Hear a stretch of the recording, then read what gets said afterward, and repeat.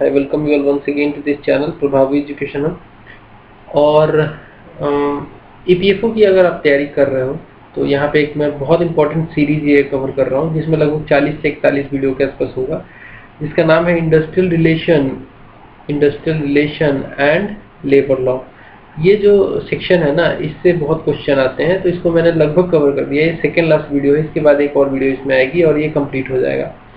इसके बाद मैं क्या शुरू करूंगा, इसके बाद मैं अकाउंटिंग शुरू करूंगा, ठीक है, जो कि मैं टारगेट रखा हूँ कि 5 से 7 दिन के अंदर मैं सारा का सारा वीडियो आपको प्रोवाइड कर दूंगा।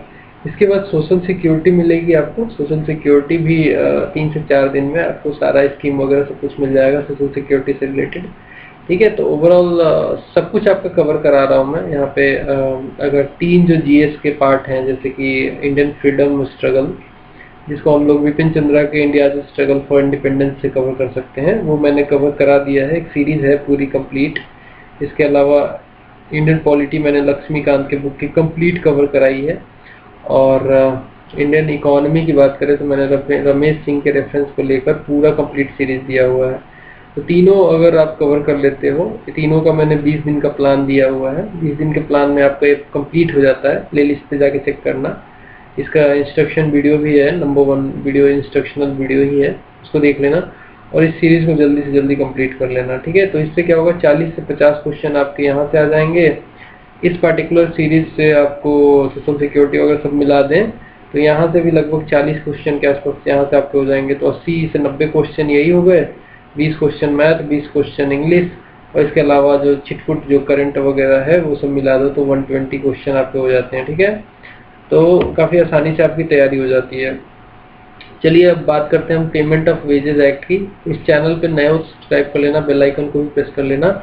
यहाँ पे यूपीएससी के सिविल सर्विस और UPSC CSC and UPSC EPFO दोनों कवर में करा रहा हूँ। साथ में अगर आप किसी भी स्टेट के सिविल सर्विस की तैयारी करते हो तब भी यहाँ पे मैक्सिमम वीडियो आपको मिल जाएंगी। जीएस का पार्ट जो भी है, इंडियन पॉलिटी कवर कराया हुआ है मैंने, मॉडर्न हिस्ट्री भी कवर कराया हुआ है, और साथ में मैंने जो अपना इंडियन इकोनॉमी है रमेश सिंह का रेफरेंस लेके मैंने कवर कराया हुआ है, ठीक है। चलिए अब इस एक्ट के बारे में बात करना है। बहुत बाकी बातें बहुत हो गई। पेमेंट ऑफ वेजेस एक्ट के बारे में बात कर लेते हैं। 1936 में ये इनएक्ट हुआ था एक्ट, यानी कि ये तब एक्ट बना था जब हम लोग आज़ाद नहीं थे, यानी कि हम ब्रिटिश इंडिया थे, हम एक कॉलोनी थे ब्रिटिश गवर्नमेंट की और हमारे यहाँ ब्रिटिशर्स रूल कर रहे थे, तो उन्होंने ही ये एक्ट बनाया था, पेमेंट ऑफ वेजेस एक्ट। इस एक्ट का जो ऑब्जेक्टिव है वो ये था कि रेगुलेट किया जाए जो भी पेमेंट ऑफ वेजेस हैं सर्टेन क्लास ऑफ एम्प्लॉयज़ को लेकर। सर्टेन क्लास ऑफ एम्प्लॉयज़ को जो पेमेंट मिलता है उसके लिए प्रोसीजर, उसको रेगुलेट करने का एक तरीका था। उसमें पहले रेगुलेशन नहीं था, जो सैलरी उनको पेमेंट ऑफ वेजेस होता था वो बहुत ही इरेगुलर टाइप का था, तो उसको रेगुलेट करने के लिए ये एक्ट लाया गया था। अब इस एक्ट की एप्लीकेबिलिटी की बात करें, एप्लीकेबिलिटी का मतलब कि कहाँ कहाँ ये एक्ट लागू होता है, तो फैक्ट्रीज के ऊपर लागू होता है। ट्रामवे अगर कोई सर्विस चल रही है वहाँ पे भी लागू होता है। ट्रामवे जैसे कैलकाटा में आपने सुना होगा कि ट्रामवे चलता है, वहाँ पे अगर आपने कभी गए होंगे तो ट्रामवे का सफ़र करना बहुत अच्छा लगता है।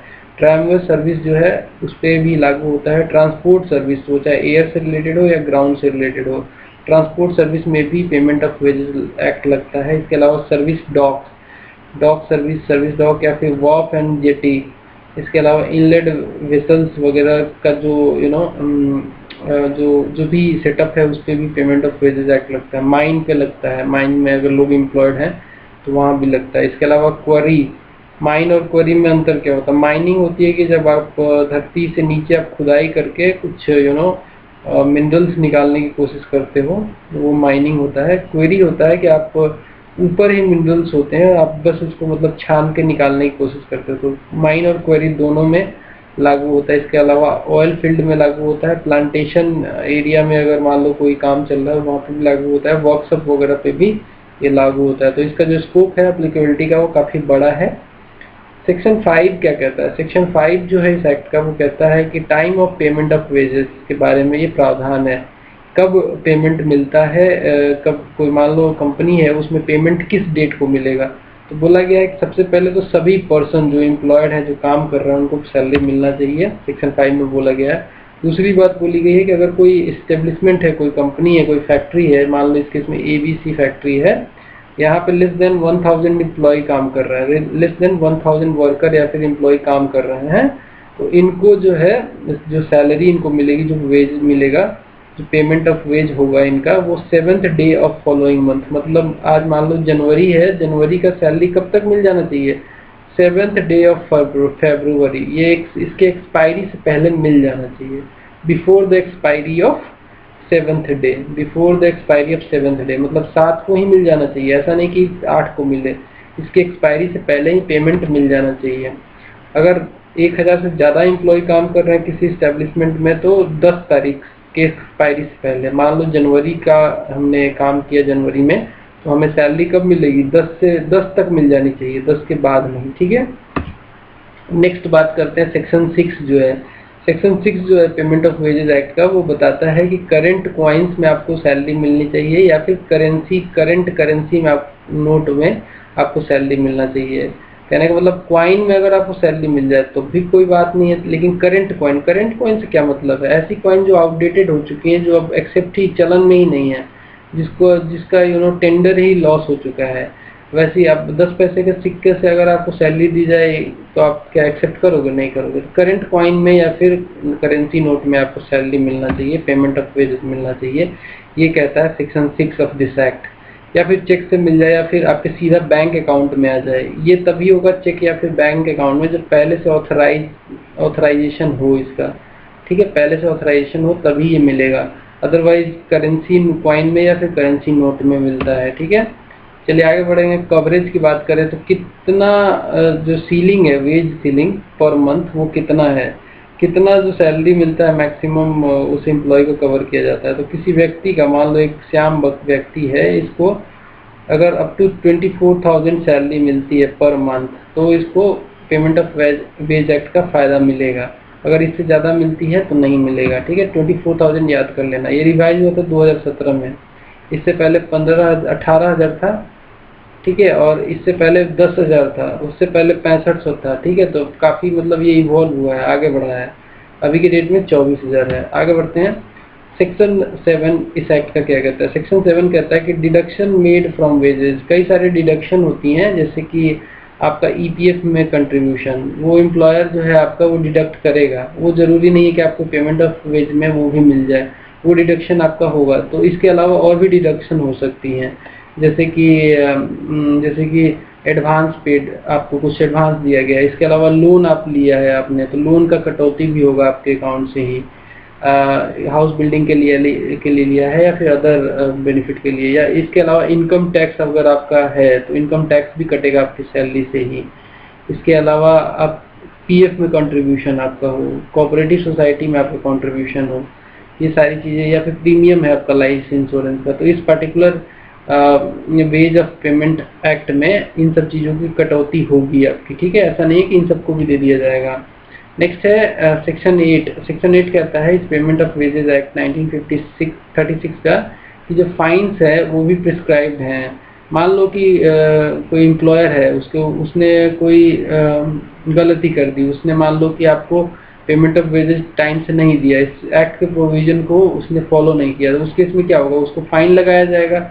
उस फाइन को लगाने से पहले उसको एक अपॉर्चुनिटी दी जाएगी कि भाई कॉज शो करो कि क्यों आपने ऐसा किया। हो सकता है कि वो जेन्युइन कॉज हो, तो उसको एक कॉज शो करने का मौका दिया जाएगा, ऐसा सेक्शन 8 में बोला गया है। नेक्स्ट है सेक्शन 9। सेक्शन 9 जो है इस एक्ट का, वो कहता है कि डिडक्शन होगा for unauthorised absence from duty. मान लीजिए आपकी ड्यूटी है एक जगह पे, मान लीजिए ABC कंपनी में काम करते हैं आप, मंडे को आपकी ड्यूटी थी, मंडे को आप ड्यूटी पे गए ही नहीं, एब्सेंट हो गए, तो क्या उसकी सैलरी मिलेगी? नहीं मिलेगी, उसकी सैलरी कट जाएगी, डिडक्शन होगा अगर आप अनऑथराइज्ड तरीके से एब्सेंट हैं। तो अगर मान लीजिए आप ऑथराइज्ड, अनऑथराइज्ड क्या होता है? ऑथराइज्ड तरीके से कैसे आप एब्सेंट हो सकते हैं? एब्सेंट तो एब्सेंट ही होता है। ऑथराइज्ड तरीके से एब्सेंटी का मतलब ये है कि आपने लीव ले लिया है, तब आप ऑथराइज्ड तरीके से एब्सेंट हैं। अगर आपने लीव नहीं लिया है, कोई रीजन नहीं दिया, एप्लीकेशन नहीं दिया और आप एब्सेंट हो गए, तो आपकी डिडक्शन हो जाएगी, आपकी सैलरी उस पर्टिकुलर डे की कट जाएगी। सेक्शन 11 क्या कहता है? Section 11 payment of wages act कहता है कि अगर आप सर्विस रेंडर करते हैं, मान लो आपको कोई सर्विस मिलती है एम्प्लॉयर को द्वारा, मान लो कि आप ABC कंपनी में काम करते हैं और आपको एकोमोडेशन मिला हुआ है इस कंपनी के थ्रू, तो आपको पहले जो HRA मिलता था वो अब HRA नहीं मिलेगा, उसकी जगह पे आपका जो पैसा जो दे रहे थे अलाउंस वो काट लिया जाएगा। तो डिडक्शन फॉर सर्विस रेंडर्ड, अगर मान लो कि आपको हाउस दे दिया गया, ठीक है, तो आपका HRA काट लिया जाएगा। तो ऐसे डिडक्शन हो सकते हैं, और भी कोई सर्विस हो सकती है जिसका कटौती किया जाए। नेक्स्ट है सेक्शन 10।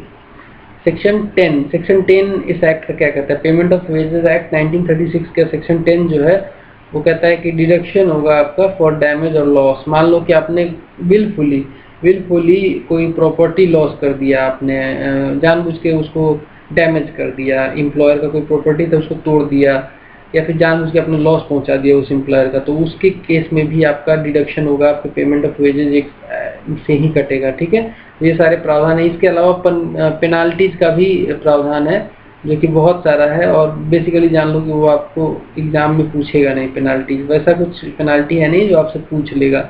वैसे मैं बता देता हूँ, 1000 से लेकर 1000 का भी पेनाल्टी है, 5000 का भी है, साथ में इसके अलावा 10,000 का भी है पेनाल्टी।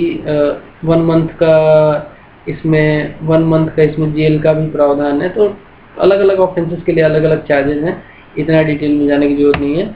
EPF में इससे ज़्यादा कुछ पूछेगा नहीं, ये मेरी गारंटी है। ठीक है, तो ऐसे ही करके मैंने एक्ट लगभग खत्म कर दिए हैं। अगला एक्ट होगा वर्कमेंस कॉम्पनसेशन एक्ट 1923, इसको डिस्कस कर लेंगे तो हमारा एक्ट जो भी है लेबर लॉ से रिलेटेड वो खत्म हो जाएगा। तो लगभग 10 से 12 एक्ट हैं, 12 के आसपास एक्ट हैं। इन एक्ट को अच्छे से देखना, 2-3 बार देख लेना ताकि इससे एक भी क्वेश्चन आए तो छूटे ना। ठीक है, बेस्ट ऑफ लक, मिलते हैं अगले वीडियो में, तब तक के लिए बाय बाय।